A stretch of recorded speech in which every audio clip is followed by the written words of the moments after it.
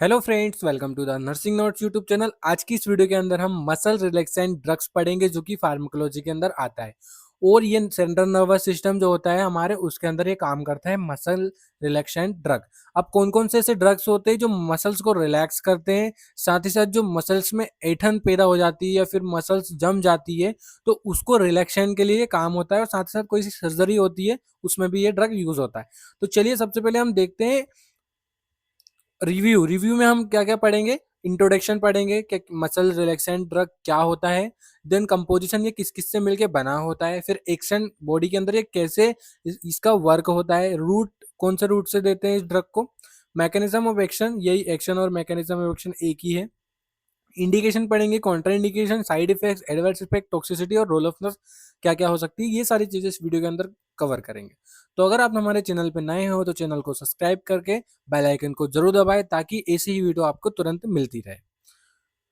तो चलिए इंट्रोडक्शन से स्टार्ट करेंगे। तो muscle relaxants are the drug that reduce muscle tone and relieve muscle spasm. ठीक है, मसल रिलैक्सेंट्स जो ड्रग्स होते हैं वो एक प्रकार के दवाई होती है, ड्रग होते हैं जो कि मसल टोन को साथ ही साथ मसल स्पाज्म को रिलीव करते हैं। अब मसल स्पाज्म क्या होता है? ऐसी कंडीशन जिस टाइम पे हमारे जो मसल्स होते हैं, या तो हाथ के हो या पाँव के हो या कहीं के भी हो, उस जो मसल है उसमें ऐंठन पैदा हो जाती है या अकड़ जाते हैं। तो उस कंडीशन में मसल रिलैक्सेंट ड्रग्स यूज होते हैं। They are mainly used during surgery, और ये ज्यादातर सर्जरी के दौरान यूज किए जाते हैं। ऑर्थोपेडिक प्रोसीजर, ऑर्थोपेडिक जो हड्डियों वाले जो डॉक्टर्स होते हैं वो ऑर्थोपेडाइटिस पेडिक डॉक्टर्स कहलाते हैं। तो जो अगर हड्डी की कोई सर्जरी हो रही है या प्रोसीजर हो रहा है तो उस कंडीशन में यूज करते हैं। साथ ही साथ कन्वर्जन, कन्वर्जन जो सीटीई बोलते हैं ना, कन्वर्जन थेरेपी, उसके अंदर यूज करते हैं। और पेनफुल मसल स्पाज्म, अगर पेनफुल मसल्स स्पाज्म हो रहा है तो उस कंडीशन में मसल्स रिलैक्सेंट ड्रग यूज करते हैं। तो आया समझ में क्या होता है मसल रिलैक्सेंट ड्रग।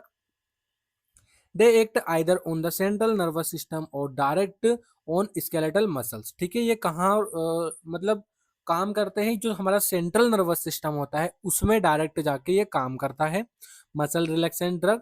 और साथ ही साथ डायरेक्ट स्केलेटल मसल्स, स्केलेटल जो मसल्स होते हैं उसी पे डायरेक्ट ये जाके वर्क करता है। स्केलेटल मसल्स क्या होता है, समझ में आता है आपको? स्केलेटल मसल वहाँ मसल जो बोन के ऊपर अटैच्ड होते हैं उसको स्केलेटल मसल कहा जाता है। There are two main types, ये जो मसल रिलैक्सेंट ड्रग्स होते हैं वो टू टाइप्स के होते हैं। सेंट्रली एक्टिंग मसल रिलैक्सेंट्स और पेरिफेरल एक्टिंग, जिसको न्यूरोमस्कुलर ब्लॉकिंग एजेंट्स भी कहा जाता है। तो जो सेंट्रल एक्टिंग मसल रिलैक्सेंट्स होता है वो क्या करता है, act on brain and spinal cord. ये ब्रेन और स्पाइनल कॉर्ड में वर्क करता है सेंट्रल एक्टिंग। और जो पेरिफेरल एक्टिंग होता है वो हमारा डायरेक्ट ऑन स्केलेटल मसल, जो स्केलेटल मसल्स होता है ना उसको ऊपर डायरेक्ट जाके काम करता है। तो ये टू टाइप्स का होता है मसल रिलैक्सेंट ड्रग। देन हम पढ़ेंगे कॉम्पोजिशन। कंपोजिशन किस किस से मिलके बने होते हैं। तो मसल रिलैक्सेंस में कंटेंट, क्या क्या कंटेंट से मिलके बने होते हैं। तो सेंट्रली एक्टिंग एजेंट, जो सेंट्रल नर्वस सिस्टम पे जो काम करते हैं वो जो एजेंट होते हैं वो क्या करते हैं। एग्जाम्पल बैक्लोफेन, जो बैक्लोफेन होता है उससे मिलके बने होते हैं। और डाइजापाम, टीजानिडिन और मेथो कार्बोमोल, क्लाइको बेंजा बेंजा प्रीन प्रीन, जो ये ड्रग्स होते हैं वो सेंट्रली एक्टिंग काम करते हैं। पेरिफेरली एक्टिंग एजेंट्स कौन कौन से होते हैं? एग्जांपल सक्सिनाइल कोलिन, पेनकुरोनियम, एट्राक्यूरियम और वेक्यूरोनियम, ये जो ड्रग्स होते हैं वो पेरिफेरली वर्क करते हैं। डायरेक्ट कौन से जो ड्रग्स होते हैं वो काम करते हैं। एग्जांपल डेंट्रोलिन, डेंट्रोलिन जो ड्रग होता है वो डायरेक्ट क्या करता है, जो मसल्स फाइबर्स होते हैं ना उसके ऊपर जाके काम करता है। तो मसल रिलैक्सेशन आपको समझ में आ गया होगा कि मसल रिलैक्सेशन क्या होता है और इसमें कौन कौन से ड्रग यूज करते हैं। ठीक है, जो मसल रिलैक्सेशन जो ड्रग्स होते हैं वो क्या करते हैं, मसल्स को रिलैक्स करते हैं। क्यों रिलैक्स करते हैं? ऐसी कंडीशन जब सर्जरी होती है या फिर जो हमारी जो बोन वगैरह फ्रैक्चर हो गई है तो उस कंडीशन में जो मसल्स होते हैं बोन के ऊपर वो हटाए जाते हैं, तो उस कंडीशन में यूज होते हैं। साथ ही साथ जो मसल्स ऐंठन पैदा हो जाती है, देखो कोई कोई होता है जो डेली मालिश कराता है, तो डेली मालिश कराता है तो उसको आदत हो जाती है, उसके जो मसल्स है उसको आदत हो जाती है कि हाँ आज भी मालिश होगी। अगर एक दो दिन मालिश नहीं हो पाती तो वहां पे क्या होती है, ऐंठन पैदा हो जाती है, तो उस कंडीशन में भी ये ड्रग यूज होता है।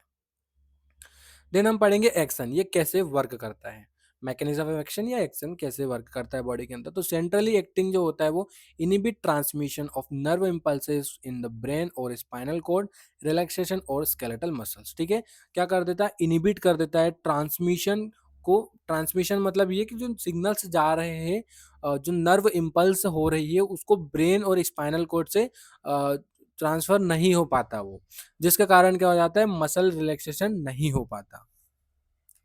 They do not affect neuromuscular junctions directly. ठीक है, ये डायरेक्टली न्यूरोमस्कुलर जंक्शंस पे अफेक्ट नहीं करता। ठीक है, देखो सेंट्रली एक्टिंग में कैसे काम करेगा मैंने आपको बता दिया। जो हमारा ब्रेन और स्पाइनल कॉर्ड से जो नर्व जो इम्पल्सेस जा रही है उसको इनिबिट कर देगा, जिसके कारण जो स्केलेटल मसल्स होते हैं वो रिलैक्सेशन हो जाते हैं। देन पेरिफेरली एक्टिंग में न्यूरोमस्कुलर ब्लॉक्स, ठीक है, जो न्यूरोमस्कुलर्स होते हैं वो ब्लॉक हो जाते हैं। ठीक है, सेंट्रल में क्या होता है, न्यूरोमस्कुलर जंक्शन डायरेक्टली अफेक्ट नहीं होते, लेकिन यहाँ पे न्यूरोमस्कुलर डायरेक्टली ब्लॉक हो जाते हैं, जिसमें क्या होता है, ब्लॉक एसाइटोकोलिन एट न्यूरोमस्कुलर जंक्शन, जिसके कारण प्रिवेंट मसल कॉन्ट्रैक्शन और पैरालिसिस होने के चांसेस होते हैं इसमें। ठीक है, डायरेक्ट एक्टिंग जैसे डेंट्रोलेन जो ड्रग होता है वो क्या करता है, act on muscles fibre by reducing calcium release from sarcoplasmic reticulum less contraction. ठीक है, तो ये ऐसे काम करता है डेंट्रोलेन। देन आता है डोसेज के बारे में बात करेंगे तो कितने मात्रा में डोसेज है। तो जो बेक्लोफेन जो है वो 5 to 10 mg ओरली दिया जाता है 3 times डे, दिन में 3 बार। डाइजापाम जो है 2 to 10 mg ओरली और आईवी दोनों टाइप से दिया जा सकता है। टीडानिडीन जो होता है वो 2.2 से 4 mg 2 से 3 बार दिन में दिया जाता है। सक्सिनाइल कोलिन जो होता है 0.5 to 1 mg पर किलोग्राम बॉडी के वेट के अकॉर्डिंग आईवी दिया जाता है। पेनक्रो नियम जो ड्रग होता है वो 0.04 से 0.1 मिलीग्राम पर केजी के हिसाब से आईवी दिया जाता है। और डेंट्रो लेन जो ड्रग है वो 25 से 100 mg डे ओरली दिया जाता है। तो dosage depend on patient condition and route. ठीक है, डोज जो होता है वो पेशेंट की कंडीशन के अकॉर्डिंग दिया जाता है और साथ ही साथ कौन से रूट से दिया जा सकता है पेशेंट को। अगर पेशेंट को बर्न हुआ है तो उस कंडीशन में थोड़ी डिफरेंट सिचुएशन आ जाती है, तो उस कंडीशन में अलग टाइप से दिया जाता है। देन रूट्स के बारे में बात करेंगे तो oral route, intravenous route, IM, intramuscular और टॉपिकल, ये 4 टाइप से दे सकते हैं। इंडिकेशंस कौन कौन को दे सकते हैं हम, जो मसल रिलैक्सेंस ड्रग है वो। तो to relax skeletal muscle during surgery, surgery के दौरान जो अ, अगर स्केलेटल मसल्स को रिलैक्स करना है तो हम जनरल एनेस्थीसिया के साथ ये दे सकते हैं दे सकते हैं। इन ऑर्थोपेडिक प्रोसीजर और बोन मैनिपुलेशन, ठीक है, अगर बोन को मैनिपुलेट करना है या फिर ऑर्थोपेडिक प्रोसीजर करना है तो उस कंडीशन में भी दिया जाता है। इन टीटिनस, ठीक है, tetanus status epilepticus and electroconvulsive therapy उस दौरान भी दिया जाता है। तो relieve muscles spasm, sprain and back pain, ठीक है, इस कंडीशन में भी दिया जाता है। In spasticity due to multiple sclerosis और सेरेब्रल पैल्सी और स्पाइनल इंजरी, अगर ये भी हो रही है तो उस कंडीशन में मसल्स रिलैक्सेशन ड्रग्स दिए जाते हैं। कॉन्ट्राइंडिकेशन कब कब नहीं दे सकते मसल्स रिलैक्सेंट ड्रग्स। तो हाइपर सेंसिटिविटी अगर है ड्रग से तो नहीं दे सकते। अगर लीवर और किडनी डिसीज अगर है सीवियर तो नहीं दे सकते। मलासनिया ग्रेविस अगर है पेरिफेरली तो ब्लॉक हो जाएगा उसका। रेस्पिरेटरी डिप्रेशन इन अस्थमा अगर है तो भी नहीं दे सकते। प्रेगनेंसी में भी नहीं देना है या फिर लैक्टेशन वुमेन है जो फीडिंग करा रही है बच्चे को, अभी अभी न्यू बॉर्न बेबी हुआ है तो उसको भी नहीं देना है। ड्रग इंट्रैक्शन, बॉडी हमारे ड्रग के साथ क्या करती है, बॉडी मतलब ड्रग का क्या इंट्रैक्शन हो सकता है बॉडी में। तो enhance CNS depression when combined with alcohol, ठीक है, और सेडेटिव, हाइप्नोटिक्स, ओपोइड्स एंड एनेस्थेटिक्स, ठीक है, क्या कर देती है, जो सेंट्रल नर्वस सिस्टम होता है वो डिप्रेशन हो सकता है अगर ये कॉम्बिनेशन में दिया जाए एल्कोहल के या सेडेटिव ड्रग्स के। पोटेंशियली और neuromuscular blocks with aminoglycosides antibiotics example gentamicin और मैग्नीशियम सल्फेट, ठीक है, क्या हो जाएगा, न्यूरोमस्कुलर ब्लॉक हो जाएंगे अगर ये एमिनोग्लाइकोसाइड्स एंटीबायोटिक्स या मैग्नीशियम सल्फेट के साथ अगर दिया तो। reduce effective when used with stimulant, example caffeine और एम्फेटामीन। साइड इफेक्ट्स क्या क्या हो सकते हैं देखते हैं, तो ड्राउजीनेस देखने को मिल सकता है, डीजीनेस हो सकता है, वीकनेस हो सकता है, फटीग, ब्लड विजन भी हो सकता है, ड्राई माउथ, हाइपोटेंशन और जीआई अपसेट लाइक नोजिया और कॉन्स्टिपेशन देखने को मिल सकते हैं पेशेंट को। देन हम बात करेंगे एडवर्स इफेक्ट्स की, तो रेस्पिरेटरी डिप्रेशन हो सकता है, हमारा जो रेस्पिरेटरी है, लंग्स कोलैप्स हो सकते हैं, हाइपर सेंसिटिविटी रिएक्शन देखने को मिल सकता है बॉडी के अंदर, या फिर एलर्जी देखने को मिल सकती है, हेपेटोटॉक्सिसिटी अगर डेंट्रोलिन और टीजानिडीन अगर दिया तो उस कंडीशन में देखने मिल सकती है हेपेटोटॉक्सिसिटी, हाइपोटेंशन एंड ब्रेकिकार्डिया देखने को मिल सकता है, और पैरालाइज भी हो सकता है पेशेंट। और ओवरडोज में कॉज प्रोफाउंड मसल्स पैरालिसिस, ठीक है, मसल्स पैरालिसिस हो सकती है अगर ज़्यादा मात्रा में दिया तो, रेस्पिरेटरी अरेस्ट हो सकता है, और कोमा और डेथ हो सकती है पेशेंट की। मैनेजमेंट कैसे करना है, तो स्टॉप द ड्रग, ड्रग को जो मसल्स रिलैक्सेंट जो ड्रग्स है उसको स्टॉप करना है तुरंत। Maintain airway, give mechanical ventilator, ठीक है, मैकेनिकल वेंटिलेटर प्रोवाइड करना है, और साथ ही साथ जो एयरवे है उसको मेंटेन करना है, लाइक जो ब्रीथ ले रहा है पेशेंट वो।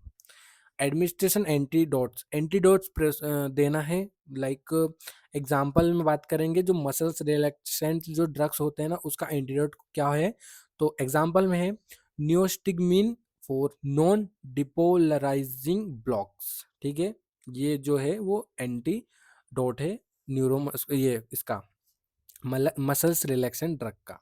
सपोर्टिव थेरेपी प्रोवाइड करनी है। देन हम बात करेंगे रोल ऑफ नर्स की क्या क्या रिस्पॉन्सिबिलिटी हो सकती है, तो सबसे पहले assessment, monitor muscle tone, reflexes and respiratory rate before and after administration. Safety check करना है, avoid giving with other CNS depression, जो अदर सीएनएस डिप्रेशन ड्रग है उसको भी अवॉइड करना है, साथ ही साथ प्रिवेंट पेशेंट फ्रॉम ड्राइविंग और ऑपरेटिंग मशीन्स, ठीक है, पेशेंट्स को प्रिवेंट करना है, साथ ही साथ ऑपरेटिंग मशीन्स में अगर है तो उसको चेक करना है, सेफ्टी प्रोवाइड करनी है। ऑब्जर्वेशन में watch for sign of respiratory distress and hypotension, ये सारी चीज़ें ऑब्जर्वेशन के अंदर रखी जाती है कि हाइपोटेंशन तो नहीं हो रहा पेशेंट को, रेस्पिरेटरी डिस्ट्रेस तो नहीं हो रहा है, जो लंग है वो कोलैप्स तो नहीं कर गया है, रेस्पिरेशन ले रहा है कि नहीं ले रहा है, ये सारी चीज़ें मॉनिटर करना है। Check liver and renal function during long term use, ठीक है, तो मॉनिटर क्या करना है, लीवर फंक्शन मॉनिटर करना है, साथ ही साथ जो रीनल फंक्शन है वो भी मॉनिटर करना है अगर लॉन्ग टर्म यूज किया है मसल रिलैक्सेंट ड्रग तो। पेशेंट को एजुकेट करना है, advice to take drug with food और food to prevent gastric upset, ठीक है, एडवाइस करना है पेशेंट को कि जो ड्रग है और साथ ही साथ जो फूड है वो गैस्ट्रिक ना हो ज़्यादातर, मतलब आप तीखा ना खाएं, ये सारी चीज़ें और स्पाइसी ज़्यादा ना खाएं। वार्म अबाउट ड्राउजीनेस, ठीक है, ड्राउजीनेस अगर हो रहा है तो तुरंत बताएं, और एल्कोहल आपको अवॉइड करना है। सर्जरी के दौरान क्या करना है, मेंटेन एयरवे एंड ऑक्सीजनेशन, ठीक है, ऑक्सीजनेशन और एयरवे मेंटेन करके चलना है ताकि जो पेशेंट है वो अच्छे से ऑक्सीजन ले पाए, या फिर अगर नहीं ले पा रहा है तो उसको ऑक्सीजन जो आर्टिफिशियल ऑक्सीजन है वो प्रोवाइड करना है मास्क के द्वारा। कीप रिससिटेशन इक्विपमेंट रेडी, ठीक है, रिससिटेशन अगर नीड है पेशेंट को तो ये रेडी करके रखना है। डॉक्यूमेंटेशन करना है, like record drug dose route and patient response, patient के रिस्पॉन्स के अकॉर्डिंग ये सारी चीज़ें डॉक्यूमेंटेशन करती रहना है अपने को, तो ये नर्सिंग रिस्पॉन्सिबिलिटी के अंदर आ जाता है। देन थैंक यू गाइस, अगर आपको वीडियो अच्छी लगी तो वीडियो को लाइक करके चैनल को सब्सक्राइब करें, ऐसी वीडियो आपको मिलती रहेगी।